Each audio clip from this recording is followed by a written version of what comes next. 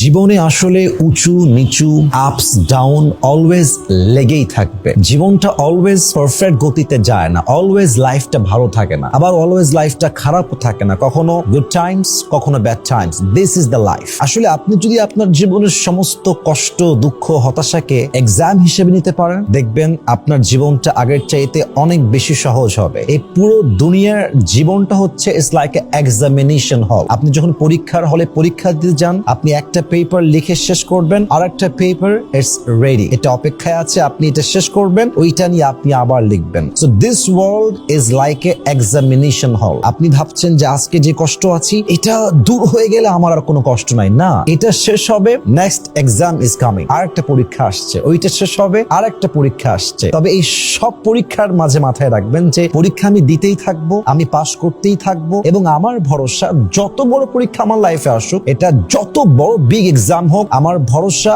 I will put my trust on my lord and I will believe that he will make a way out for me. আমি আমার রবের উপর ভরসা রাখবো। প্রত্যেকটা পরীক্ষার থেকে যত কঠিন হোক না কোনো পরীক্ষা, আমার রব তার রহমতের দ্বারা আমাকে একদিন না একদিন এই পরীক্ষায় পাশ করিয়ে এই বিপদ থেকে উদ্ধার করবে ইনশাআল্লাহ তাআলা।